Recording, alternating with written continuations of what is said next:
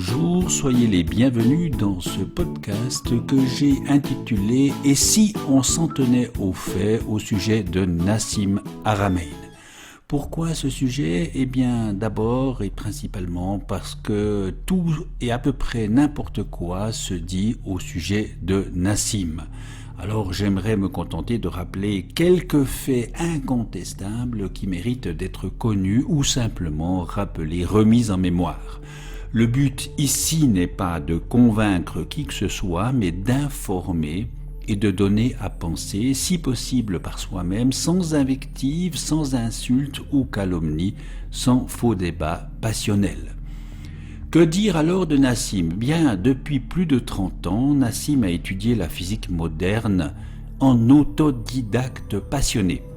Il voulait en comprendre les tenants et les aboutissants, pourquoi notamment subsistait cette incompatibilité fondamentale entre la relativité générale d'Einstein et la physique des quanta.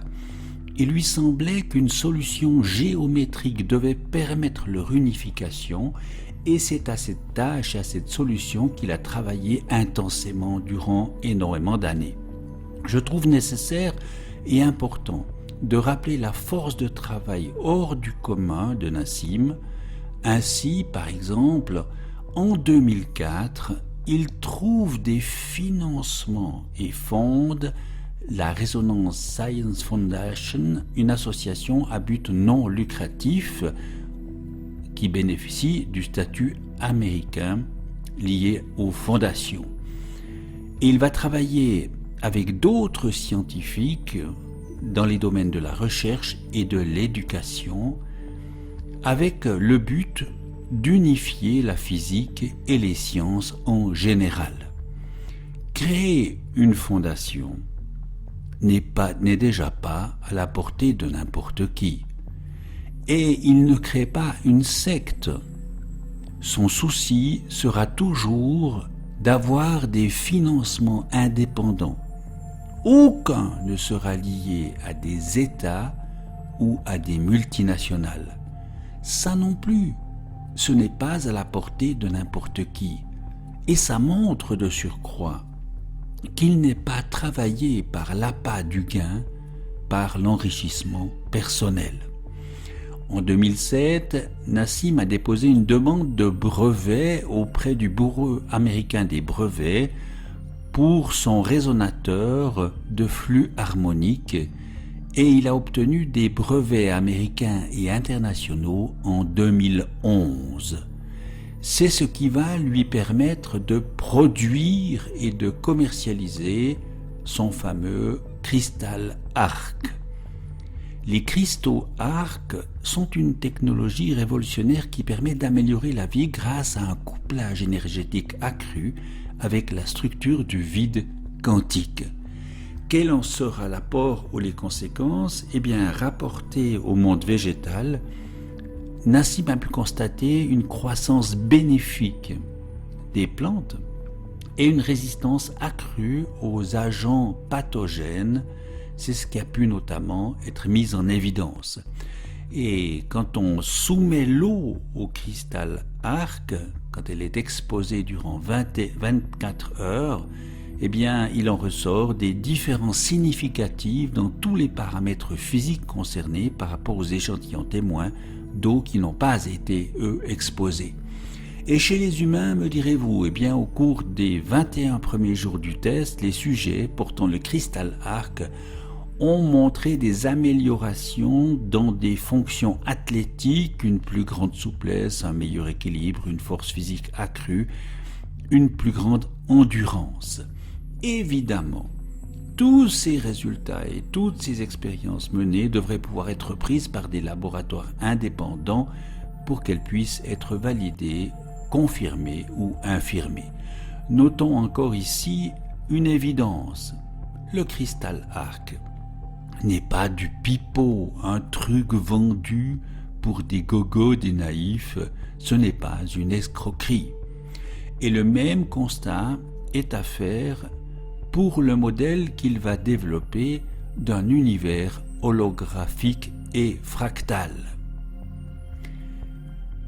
Le 7 mai 2013, Nassim Haramein écrit son article intitulé « Gravité quantique et masse holographique » qui a été validé et publié dans le journal Physical Review and Research International, cet article faisant état de la théorie d'Haramein sur l'univers connecté offre par des formules algébriques et des équations géométriques une nouvelle vision alternative de la gravité. La démarche est novatrice et ambitieuse, car elle permet de réconcilier de manière inattendue la physique d'Einstein et celle des quanta. Elle se présente donc comme une théorie unifiée du tout qui nous manquait depuis bientôt 100 ans. Cette théorie met en évidence, pour le dire de manière résumée, quelques faits importants. Elle signale le fait que les trous noirs répondent à une distribution fractale. Ils sont répartis depuis l'infiniment petit, la distance de Planck, jusqu'à l'échelle cosmologique, l'univers, qui est lui-même un trou noir. Les galaxies et les étoiles contiennent un trou noir en leur centre, ce qui d'ailleurs a été vérifié scientifiquement depuis cette prédiction. La matière noire n'existe pas pour Nassim. C'est une commodité inventée par la communauté scientifique faute de pouvoir en donner une explication satisfaisante. Les 95% de matière manquante de l'univers s'expliquent par l'incomplétude des équations d'Einstein qui ne prennent pas en compte la torsion de l'espace-temps. Il n'y a pas 4 interactions fondamentales selon Nassim, mais 2. Les interactions nucléaires fortes et faibles n'existent pas et n'ont été inventées que pour convenir à la non prise en compte de la distribution fractale des trous noirs qui suffit à assurer les cohésions que devraient prendre en charge les interactions nucléaires. Pour Nassim, la gravitation est non seulement compatible avec la mécanique quantique, ce sur quoi la science s'est toujours cassé les dents, mais elle en est la continuité. Et pour lui, le vide a une structure, et l'énergie du vide, dont l'équivalent masse du volume d'un proton est exactement celui de la masse de l'univers, assure d'ailleurs la cohésion de l'univers. Pour Nassim, l'énergie noire n'existe pas. L'accélération de l'expansion de l'univers trouve son pendant dans l'effondrement du vide sur lui-même, conformément à la loi fondamentale de la physique, à la loi de l'action et de la réaction. La structure du vide se réduit à un modèle à 64 tétraèdres construit en symétrie inversée. Ce modèle nous a été laissé par d'anciennes civilisations datant d'au moins 10 000 ans et se retrouve sous forme de symboles nommés fleurs de vie sur toute la planète. On la trouve en Égypte, en Chine, en Amérique centrale notamment. Et pour Nassim, toute l'énergie contenue au sein des vibrations du vide se trouvant dans l'espace d'un de vos doigts suffirait pour alimenter les besoins mondiaux pendant des centaines d'années. Cette solution holographique généralisée d'Haramein a prédit concrètement, avec précision, la masse et le rayon du proton, ce qui a donné un rayon 4 fois plus petit que celui que les calculs et les expériences du modèle standard donnaient à l'époque.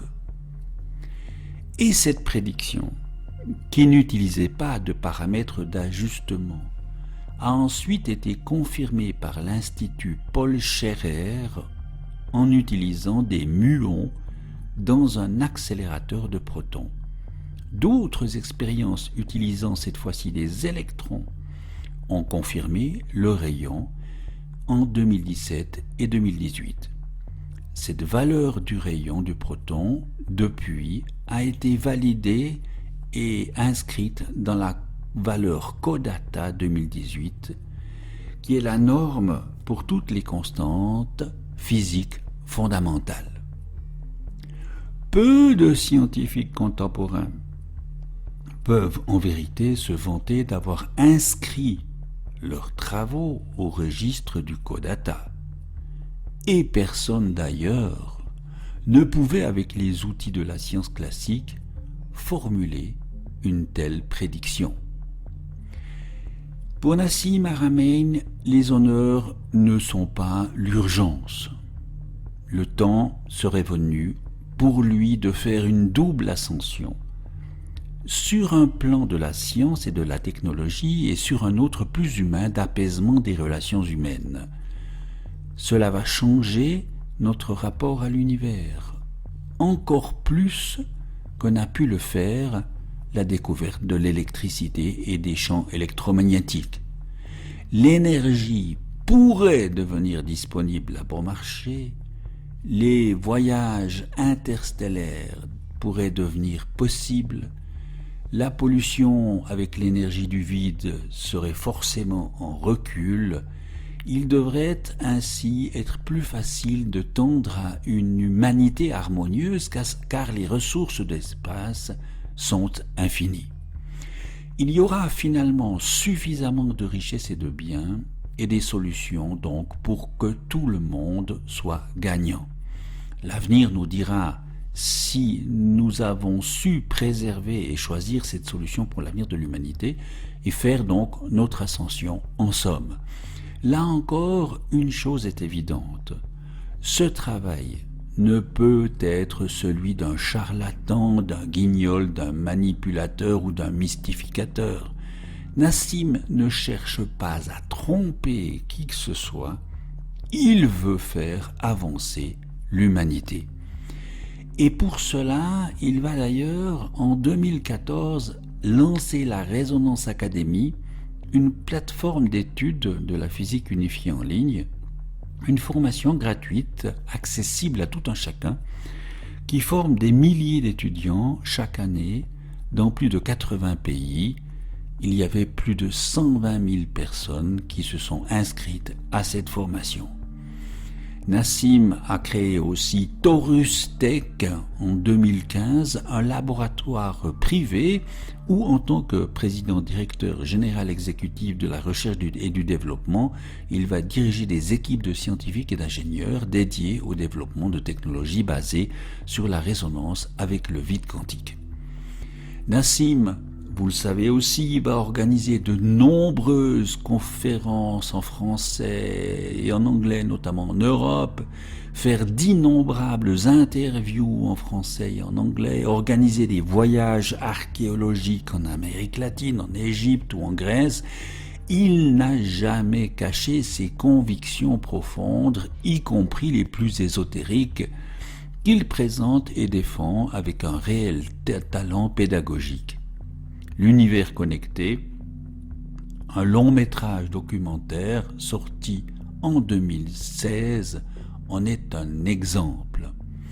Mais aussi, Nassim va publier de nombreux articles à connotation scientifique. Il a su s'entourer de scientifiques reconnus et diplômés pour formaliser sa compréhension d'un univers holographique et fractal. Mener donc le débat dans la communauté scientifique. Il y avait en décembre 2023 173 articles à connotation scientifique sur le site de la Fédération spatiale internationale, la nouvelle fondation qui vient d'être créée. 173 articles à connotation scientifique. Cette nouvelle fondation va remplacer l'ancienne, la RSF, qui sera fermée à fin 2023. Et finalement, Nassim est parvenu à publier une synthèse de ses recherches tout récemment, synthèse intitulée « L'origine de la masse et la nature de la gravité ». Il offre ce document gratuitement en téléchargement. Et il a déjà été téléchargé à plus de 27 000 fois. Et Nassim prépare également une publication dans la revue Nature, qui sera parrainée par un physicien théoricien américain spécialiste des domaines de l'optique théorique, de la physique des lasers et de la mécanique quantique. Ce serait une belle récompense pour ce chercheur atypique et talentueux. Là encore, les faits non déformés montrent l'honnêteté fondamentale de Nassim. Imaginez un avenir où nos besoins en énergie sont satisfaits de manière durable, où l'humanité prospère en harmonie avec les rouages fondamentaux de la nature, c'est sa vision et son objectif. Très peu partagé, c'est vrai, et très peu salué par la communauté scientifique. Pourquoi ? Les scientifiques auraient-ils peur de perdre le financement à leurs recherches ? Peut-être sont-ils les otages de ces financements et des milieux politico-financiers. Mais le problème, à mon humble avis, pourrait aussi être ailleurs. Nassim est un autodidacte non diplômé. Il s'entoure de gens bardés de diplômes, mais le fait demeure dur à avaler.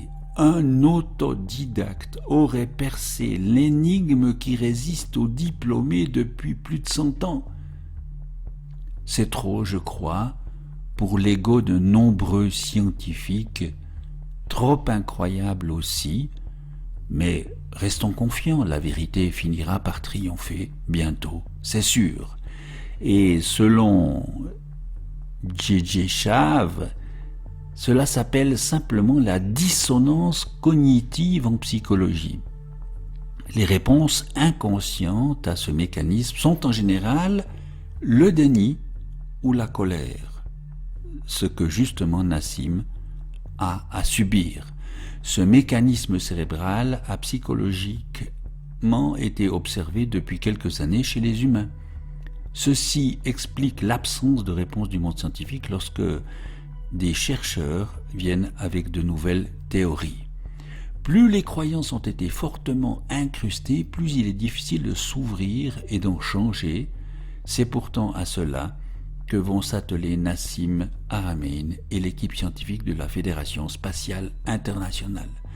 De grands changements se préparent.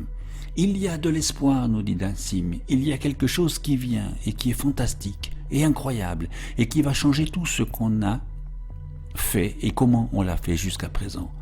On est en train de vivre quelque chose de fantastique, ça fait peur, ça nous chamboule, mais en même temps, ça nous fait évoluer et ça nous donne une possibilité incroyable qui démarre maintenant avec une nouvelle physique, avec de nouvelles technologies qui vont nous amener à une prise de conscience fondamentale que l'univers est abondant en énergie et qu'on n'a pas à se battre pour survivre.